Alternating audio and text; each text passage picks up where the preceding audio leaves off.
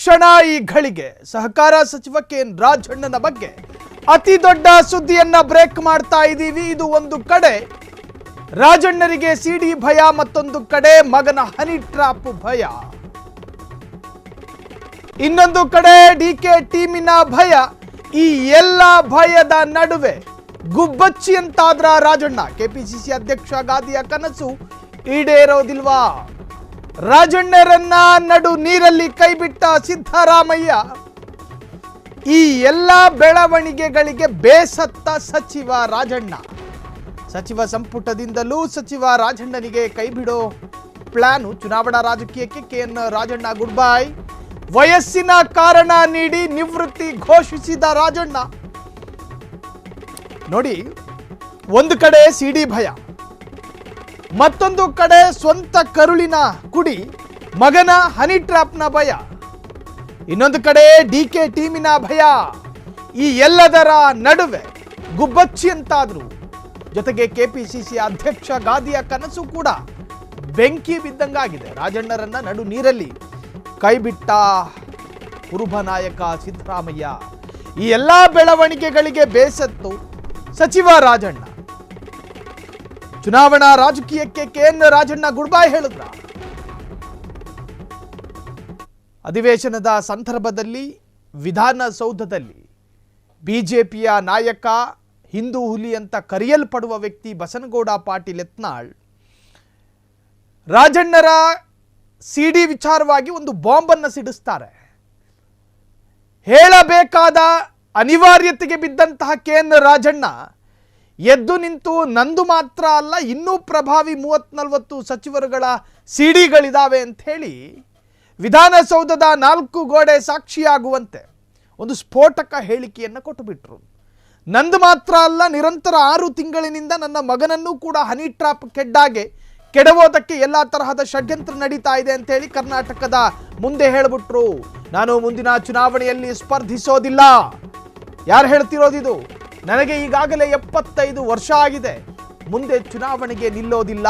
ಮುಂದಿನ ಚುನಾವಣೆ ಬರುವ ವೇಳೆಗೆ ನನಗೆ 78 ವರ್ಷ ಆಗುತ್ತೆ. ಗೆದ್ದರೂ ಆರೋಗ್ಯದ ದೃಷ್ಟಿಯಿಂದ ಜನಸೇವೆ ಮಾಡೋದಕ್ಕಾಗಲ್ಲ.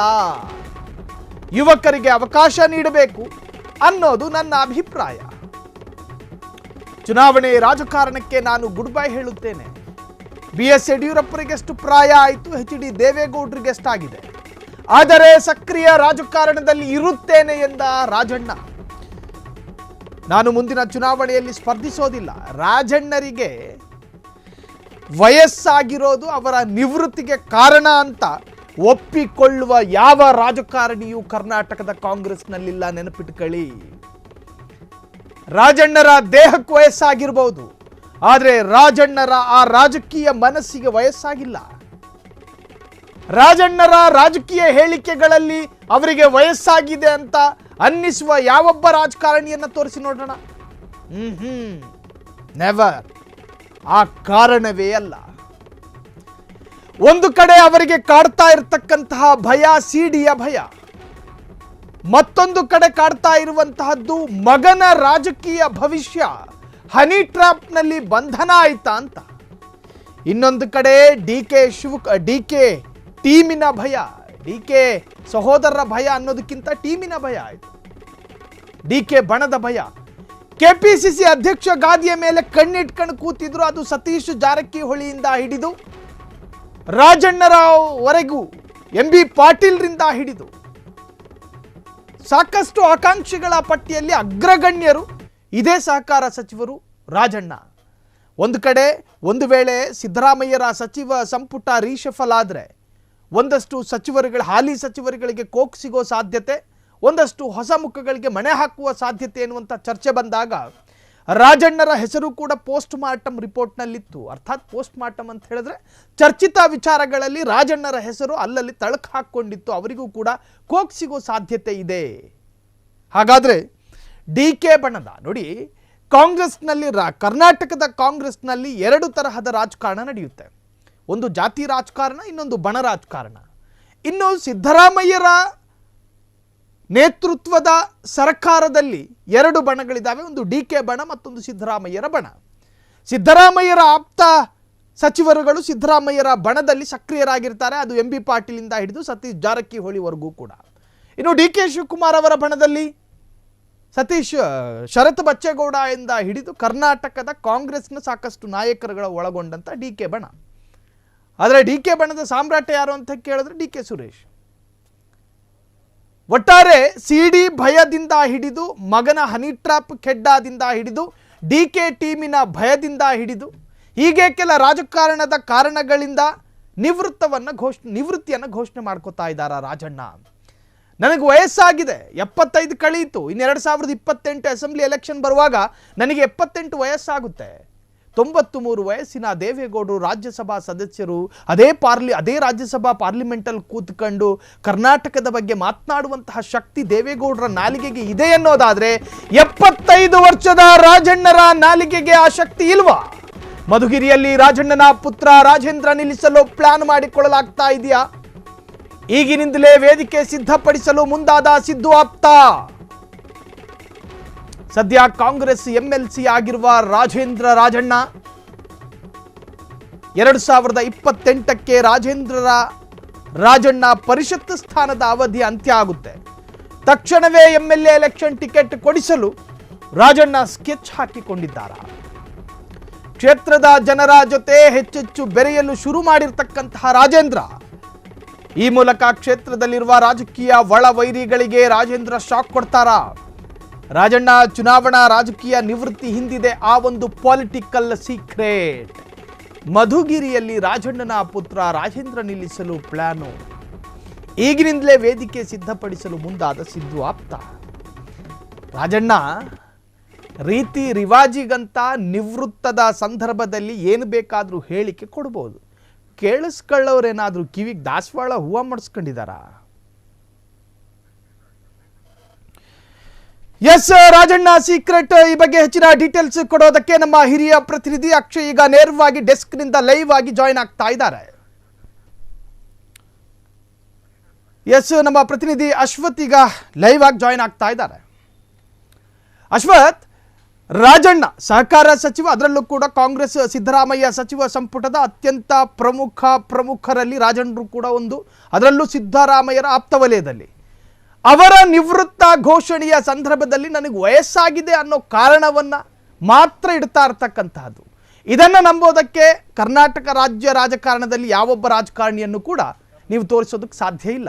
ಇದರ ಹಿಂದೆ ಒಂದು ಪೊಲಿಟಿಕಲ್ ಪ್ಲಾನ್ಗಳಿರ್ತವೆ. ಏನಿದೆ ಈ ಬಗ್ಗೆ ಹೆಚ್ಚಿನ ಡೀಟೇಲ್ಸ್ ಅಶ್ವಥ್?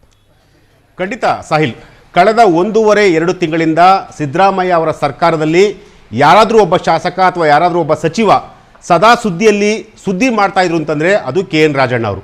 KN ರಾಜಣ್ಣ ಅವರು ಈಗಾಗಲೇ 75 ವರ್ಷ ವಯಸ್ಸಾಗಿದೆ, ನಾನು ರಾಜಕೀಯಕ್ಕೆ ನಿವೃತ್ತಿಯನ್ನು ಪಡಿತೀನಿ ಅಂತೇಳಿ ಈಗಾಗಲೇ ಒಂದು ಸ್ಟೇಟ್ಮೆಂಟನ್ನು ಕೊಟ್ಟಿರುವಂಥದ್ದು. ಅಂದರೆ KN ರಾಜಣ್ಣ ಅವರ ಸ್ಟೇಟ್ಮೆಂಟ್ ಇದೆಯಲ್ಲ, ಈ ಒಂದು ಸ್ಟೇಟ್ಮೆಂಟ್ ಈಗ ರಾಜ್ಯ ರಾಜಕಾರಣದಲ್ಲಿ ಒಂದಷ್ಟು ಚರ್ಚೆಗೆ ಗ್ರಾಸವಾಗ್ತಿರುವಂತಹದ್ದು. ಈಗಾಗಲೇ KN ರಾಜಣ್ಣ ಅವರ ಮೇಲೆ ಒಂದಷ್ಟು ಆರೋಪಗಳು ಕೂಡ ಕೇಳಿ ಬಂದಿತ್ತು. ಅಂದರೆ ಈಗಾಗಲೇ CD ಆರೋಪ ಆಗಿರ್ಬೋದು, ಅವರ ಮಗನ ಮೇಲೆ, ರಾಜೇಂದ್ರ ರಾಜಣ್ಣ ಅವರ ಮಗನ ಮೇಲೆ ಕೂಡ ಆರೋಪ ಕೂಡ ಕೇಳಿ ಬಂದಿತ್ತು. ಸೊ ಇಂತಹ ಆರೋಪಗಳಿಗೆ ರಾಜಣ್ಣ ಅವರು ಯಾವ ರೀತಿಯಾಗಿ ಉತ್ತರವನ್ನು ಕೊಡಬೇಕು ಅಂತೇಳಿ ಅದನ್ನು ಸದನದಲ್ಲೇ ಅವರು ಉತ್ತರವನ್ನು ಕೊಟ್ಟರು. ಅಂದರೆ ಆ ಒಂದು ಗಂಭೀರವಾದಂತಹ ಆರೋಪ ಬಂದಂತಹ ಸಂದರ್ಭದಲ್ಲೂ ಕೂಡ ಅದನ್ನು ಯಾವ ರೀತಿಯಾಗಿ ಟ್ಯಾಕಲ್ ಮಾಡಬೇಕು ಅಂತೇಳಿ KN ರಾಜಣ್ಣ ಅವರಿಗೆ ಗೊತ್ತಿತ್ತು. ಸೊ ಹಾಗಾಗಿ ಅದು ಎಲ್ಲೋ ಒಂದು ಕಡೆ ಆ ಒಂದು ವಿಚಾರದಲ್ಲಿ ಸಕ್ಸಸ್ ಕೂಡ ಆದರು. ಇನ್ನು ಅವ್ರಿಗೆ KPCC ಅಧ್ಯಕ್ಷರಾಗಬೇಕು ಅಂತೇಳಿ ಸಾಕಷ್ಟು ಕನಸನ್ನು ಕೂಡ ಇಟ್ಕೊಂಡಿದ್ರು. ಜೊತೆಗೆ KPCC ಅಧ್ಯಕ್ಷ ಸ್ಥಾನಕ್ಕೆ ನಾನು ಸೂಕ್ತವಾದಂತಹ ವ್ಯಕ್ತಿ ಅಂತೇಳಿ ಪದೇ ಮೀಡಿಯಾಗಳಲ್ಲಿ ಅವರು ಸ್ಟೇಟ್ಮೆಂಟನ್ನು ಕೊಡ್ತಾ ಬಂದಿದ್ರು. ಸೊ ಅದು ಕೂಡ ಅವರಿಗೆ ಎಲ್ಲೋ ಒಂದು ಕಡೆ ಸಕ್ಸಸ್ ಆಗಲಿಲ್ಲ. ಅಂದರೆ KPCC ಅಧ್ಯಕ್ಷ ಸ್ಥಾನಕ್ಕೆ ನನ್ನನ್ನು ಕೂರ್ಸೇ ಬಿಡ್ತಾರೆ ಇವತ್ತಲ್ಲ ನಾಳೆ ಅಂತೇಳಿ ಪ್ರತಿನಿತ್ಯ ಒಂದಲ್ಲ ಒಂದು ಸ್ಟೇಟ್ಮೆಂಟನ್ನು ಕೊಡ್ತಾ ಇದ್ರು. ಜೊತೆಗೆ ಸಿದ್ದರಾಮಯ್ಯ ಅವರ ಪರವಾಗಿ ಒಂದಲ್ಲ ಒಂದು ಸ್ಟೇಟ್ಮೆಂಟನ್ನು ಕೊಡ್ತಲೇ ಇದ್ರು. ಆದರೆ ಈಗ ಅವರ ಒಂದು ಹೇಳಿಕೆ ಇದೆಯಲ್ಲ, ಅಂದರೆ ರಾಜಕೀಯದಿಂದ ನಿವೃತ್ತಿಯನ್ನು ಪಡಿತೀನಿ ಅಂತ ಕೊಟ್ಟಿರುವಂತಹ ಹೇಳಿಕೆ ಇದೆಯಲ್ಲ, ಅದು ಈಗ ರಾಜ್ಯ ರಾಜಕಾರಣದಲ್ಲಿ ಒಂದಷ್ಟು ಸಂಚಲನವನ್ನು ಸೃಷ್ಟಿ ಮಾಡ್ತಾ ಇರುವಂಥದ್ದು. ಯಾಕೆಂತಂದ್ರೆ KN ರಾಜಣ್ಣ ಅವರು ತುಂಬಾ ಸ್ಟ್ರಾಟಜಿ ಮಾಡುವಂತಹ ವ್ಯಕ್ತಿ, ಅಂದ್ರೆ ಬಹಳ ಲೆಕ್ಕಾಚಾರ ಹಾಕುವಂತಹ ವ್ಯಕ್ತಿ. ಅಂತಹ ವ್ಯಕ್ತಿ ಇವತ್ತು ರಾಜ್ಯ ರಾಜಕಾರಣದಿಂದ ನಾನು ದೂರ ಹೋಗ್ತೀನಿ, ಸಕ್ರಿಯ ರಾಜಕಾರಣದಲ್ಲಿ ಮಾತ್ರ ಇರ್ತೀನಿ, ಕಂಪ್ಲೀಟ್ ಆಗಿ ಮುಂಬರುವಂತಹ ಒಂದು ಚುನಾವಣೆಯಲ್ಲಿ ನಾನು ಸ್ಪರ್ಧೆಯನ್ನು ಮಾಡಲ್ಲ ಅಂತೇಳಿ ಒಂದು ಹೇಳಿಕೆಯನ್ನು ಕೊಟ್ಟಿರುವಂಥದ್ದು ಈಗ ಒಂದಷ್ಟು ಗೊಂದಲಗಳಿಗೆ ಕಾರಣ ಆಗ್ತಿರುವಂಥದ್ದು. ಅಂದ್ರೆ KN ರಾಜಣ್ಣ ಅವರು ನಿಜವಾಗ್ಲೂ ನಿವೃತ್ತಿ ಹೊಂತಾರ ಅಥವಾ ಬೇರೆ ರೀತಿಯಾಗಿ ಏನಾದರೂ ಈ ರೀತಿಯಾದಂಥ ಒಂದು ಸ್ಟೇಟ್ಮೆಂಟನ್ನು ಕೊಟ್ಟು ಒಂದು ಸ್ಟ್ರಾಟಜಿಯನ್ನು ಮಾಡ್ತಾರಾ ಗೊತ್ತಿಲ್ಲ. ಆದರೆ ಅವರಿಗೆ KN ರಾಜಣ್ಣ ಅವರಿಗೆ ಮಗನ ಮೇಲೆ ಸಾಕಷ್ಟು ಆಸಕ್ತಿ ಇರುವಂಥದ್ದು. ಅಂದರೆ ಮಗನನ್ನು ರಾಜಕೀಯಕ್ಕೆ ತರಬೇಕು, ಮೈನ್ ಸ್ಟ್ರೀಮ್ಗೆ ತರಬೇಕು. ಈಗಾಗಲೇ ಮಗ ಕೂಡ MLC ಆಗಿರುವಂತಹದ್ದು. ಸೊ ಹಾಗಾಗಿ ಮುಂಬರುವಂತಹ 2028ರ ಚುನಾವಣೆ ಇದೆಯಲ್ಲ, ಆ ಒಂದು ಚುನಾವಣೆಗೆ ಮಗನನ್ನ ಈಗಿನಿಂದಲೇ ಒಂದಷ್ಟು ನಿಲ್ಲಿಸಬೇಕು, ಈಗಿನಿಂದಲೇ ಅವ್ರನ್ನ ತಯಾರಿ ಮಾಡಬೇಕು ಅಂತೇಳಿ ಬಹಳ ಕನಸನ್ನ ಇಟ್ಕೊಂಡಿರುವಂತಹ ವ್ಯಕ್ತಿ. ಸೊ ಹಾಗಾಗಿ 2028ಕ್ಕೆ ಮಗನನ್ನ ಮಧುಗಿರಿ ಕ್ಷೇತ್ರದಿಂದ ಸ್ಪರ್ಧೆ ಮಾಡಲಿಕ್ಕೆ ಈಗಿನಿಂದಲೇ ಒಂದು ವೇದಿಕೆಯನ್ನ ರೆಡಿ ಮಾಡ್ತಾ ಇದಾರ ಅನ್ನೋದು ಕೂಡ ಗೊತ್ತಿಲ್ಲ. ಸೊ ಹಾಗಾಗಿ ಈಗಿನ ಸದ್ಯದ ಬೆಳವಣಿಗೆಗಳನ್ನು ನೋಡ್ತಾ ಇದ್ರೆ ಈಗ ಸದ್ಯಕ್ಕೆ ಸಿದ್ದರಾಮಯ್ಯ ಅವರು ಕೂಡ ಅವ್ರನ್ನ ಕೈ ಬಿಟ್ರ ಅನ್ನೋದು ಕೂಡ ಅನುಮಾನ ವ್ಯಕ್ತ ಆಗ್ತಿರುವಂಥದ್ದು. ಯಾಕೆಂತಂದ್ರೆ ಈಗಾಗಲೇ CD ಪ್ರಕರಣ ಆಗಿರ್ಬೋದು, ಅವ್ರ ಮೇಲೆ ಬಂದಂತಹ ಒಂದು ಗಂಭೀರವಾದಂತಹ ಪ್ರಕರಣ, ಆ ಪ್ರಕರಣದಲ್ಲೂ ಕೂಡ ಯಾವ ರೀತಿಯಾಗಿ ಬ್ಯಾಟ್ ಮಾಡಬೇಕು ಅದೆಲ್ಲವನ್ನು ಕೂಡ ಮಾಡಿದ್ರು. ಆದರೆ ಈಗ ಸದ್ಯಕ್ಕೆ ಇವರ ಒಂದು ಸ್ಟೇಟ್ಮೆಂಟ್ ಇದೆಯಲ್ಲ, ಅಂದ್ರೆ ನಾನು ರಾಜಕೀಯದಿಂದ ಕಂಪ್ಲೀಟ್ ಆಗಿ ನಿವೃತ್ತಿಯನ್ನ ಪಡಿತೀನಿ ಅನ್ನೋ ಒಂದು ಸ್ಟೇಟ್ಮೆಂಟ್ ಇದೆಯಲ್ಲ, ಆ ಒಂದು ಸ್ಟೇಟ್ಮೆಂಟ್ಗೆ ರಾಜಣ್ಣ ಅವರು ಭದ್ರ ಆಗ್ತಾರಾ? ಅಂದ್ರೆ ಎಲ್ಲ ಒಂದ್ ಕಡೆ ಕೇವಲ ಅಂದ್ರೆ ಗಾಳಿಯಲ್ಲಿ ಗುಂಡೊಡೆಯುವಂತಹ ಒಂದು ಕೆಲಸವನ್ನ ರಾಜಣ್ಣ ಅವರು ಮಾಡ್ತಾರ ಗೊತ್ತಿಲ್ಲ. ಮುಂಬರುವ ದಿನಗಳಲ್ಲಿ ಇದೆಲ್ಲಕ್ಕೂ ಕೂಡ ರಾಜಣ್ಣ ಅವರೇ ಉತ್ತರ ಕೊಡಬೇಕಾಗುತ್ತೆ. ಸದ್ಯಕ್ಕಂತೂ ಇವರ ಒಂದು ರಾಜಕೀಯ ನಿವೃತ್ತಿಯ ಒಂದು ಸ್ಟೇಟ್ಮೆಂಟ್ ಇದೆಯಲ್ಲ, ಆ ಒಂದು ಸ್ಟೇಟ್ಮೆಂಟ್ ಈಗ ಒಂದಷ್ಟು ಕಾಂಗ್ರೆಸ್ ಪಕ್ಷದಲ್ಲಿ, ಜೊತೆಗೆ ಅಂದ್ರೆ KN ರಾಜಣ್ಣ ಅವರ ಒಂದು ರಾಜಕೀಯ ಬಳಗ ಇದೆಯಲ್ಲ, ಆ ಒಂದು ಬಳಗಕ್ಕೆ ಒಂದು ಬಿಗ್ ಶಾಕ್ ಅಂದ್ರೂ ಕೂಡ ತಪ್ಪಾಲಿಕ್ಕಿಲ್ಲ. ಸಾಹಿಲ್, ಥ್ಯಾಂಕ್ ಯು ಅಶ್ವಥ್ ತಮ್ಮೆಲ್ಲ ಡೀಟೇಲ್ಸ್ಗೆ. ಒಟ್ಟಾರೆ ರಾಜಣ್ಣ ನಿವೃತ್ತ ವಿಚಾರ ರಾಜ್ಯ ರಾಜಕಾರಣದಲ್ಲಿ ಬಹಳಷ್ಟು ಚರ್ಚೆಗೆ ಕಾರಣವಾಗಿದೆ. ಮಗನ ರಾಜಕೀಯ ಭವಿಷ್ಯವನ್ನ ಮುಂದಿಟ್ಟುಕೊಂಡು ರಾಜಣ್ಣ ನಿವೃತ್ತಿಯನ್ನ ಘೋಷಣೆ ಮಾಡಿಕೊಳ್ತಾ ಇದ್ದಾರೆ ಎನ್ನುವಂಥ ಅರ್ಥದಲ್ಲೂ ಕೂಡ ಈಗಾಗಲೇ ಕಾಂಗ್ರೆಸ್ ಬಂಗಲೆಯಲ್ಲಿ ಚರ್ಚೆಗೆ ಕಾರಣವಾಗಿದೆ ರಾಜಣ್ಣ ನಿವೃತ್ತ ಘೋಷಣೆ.